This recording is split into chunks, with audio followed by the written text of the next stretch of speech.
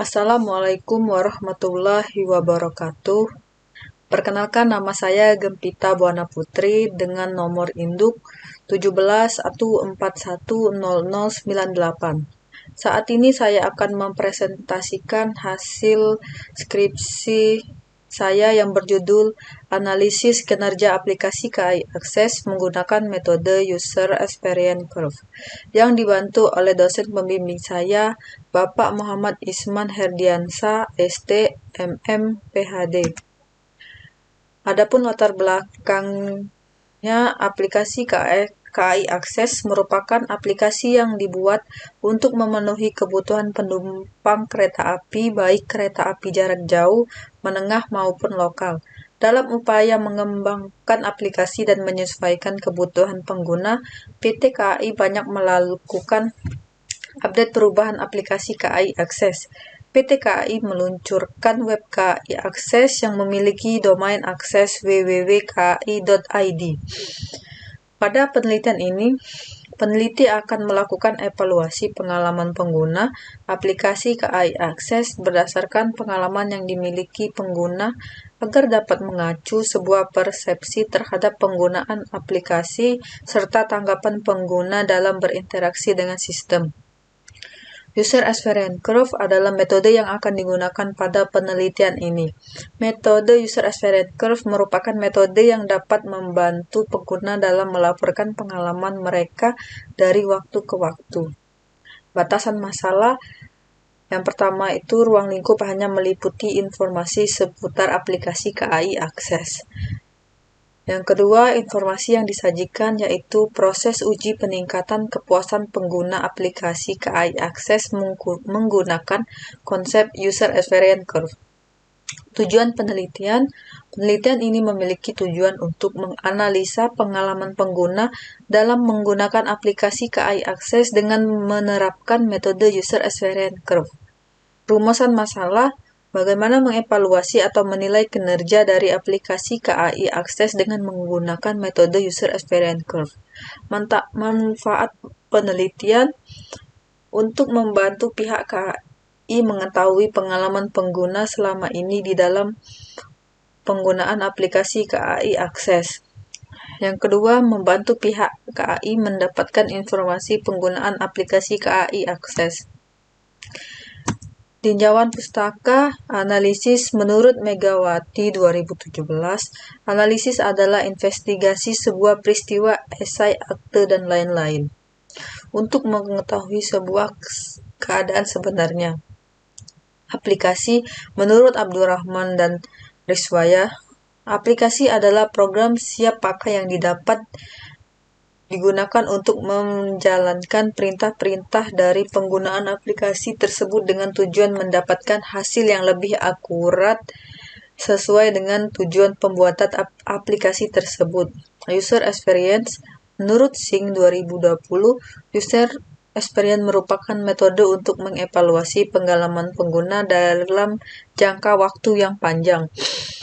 User Experience Curve merupakan sebuah metode produk yang dapat mempengaruhi user experience karena digunakan untuk menggali detail penting dari kualitas sebuah produk. User Experience Curve juga merupakan metode yang dapat membantu pengguna dalam melaporkan pengalaman mereka dari waktu ke waktu secara retrospektif. Metode User Experience Curve cocok digunakan untuk penelitian yang dilakukan pada pengguna yang menggunakan produk untuk periode waktu yang lama dan tidak berhenti meski mendapatkan pengalaman buruk di awal maupun selama menggunakan aplikasi tersebut. Kujala 2011. Metode User Experience Curve. Metode ini digunakan untuk mendeskripsikan bagaimana perubahan pengalaman pengguna dari waktu ke waktu. Terdapat template yang digunakan pengguna untuk menggambar kurva dalam mendeskripsikan bagaimana hubungan pengguna dengan produk yang berubah dari pertama kali menggunakan hingga saat ini. Kemudian pengguna akan ditanya alasan mereka mengapa menggambar bagian-bagian pada kurva tersebut. Berikut merupakan variabel dari User Experience Curve yang digunakan pada penelitian ini. Yang pertama itu General UX, yang kedua itu Attractiveness, 3 Ease of Use, yang keempat Utility, yang kelima Degree of Use. Metode penelitian. Waktu dan tempat penelitian ini dilakukan di PT KAI Divri 3 Palembang yang berlokasi di Jalan Jenderal Ahmad Yani nomor 541 13 Ulu, Kecamatan Seberang Ulu 2, Kota Palembang, Sumatera Selatan dengan kode pos 30116. Alat dan bahan. Yang pertama, alat penelitian perangkat keras, laptop, Acer, printer, flash disk, dan internet IndiHome. Perangkat lunak, Microsoft Word 2010, Microsoft Excel 2010, Windows 10, Google Chrome. Yang kedua, bahan penelitian, studi literatur terkait metode User Experience Curve. Metode penelitian. Penelitian ini menggunakan pendekatan kualitatif yang bersifat deskriptif. Metode pengumpulan data yang pertama itu wawancara, dokumentasi, studi pustaka, dan kuesioner. Tahap penelitian start, yang kedua itu identifikasi masalah, studi literatur, pengumpulan data responden dan kuesioner, pengelolaan data, kurva drawing templates, final kuesioner, hasil evaluasi dan kurva, yang terakhir itu kesimpulan dan saran. Perancangan instrumen, kurva drawing template, dan final kuesioner. Hasil dan pembahasan. Berikut hasil dan pembahasan pada penelitian aplikasi KAI Akses menggunakan metode User Experience Curve. Pada bagian ini akan mengulas hasil kuesioner yang telah disebar kepada 20 responden terhadap 5 pertanyaan kuesioner.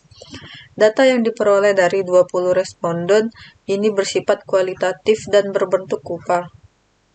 Berdasarkan jawaban dari responden yang telah menjawab 5 soal variabel dan kurva tersebut akan digabungkan menjadi satu di setiap aspek. Kurva tersebut akan dibagi menjadi beberapa kategori. Selain itu, ada juga data yang didapat dari kuesioner yang berisi 5 pertanyaan dan telah diisi oleh responden dengan skala 1-7. Berikut adalah hasil kurva dari 20 responden.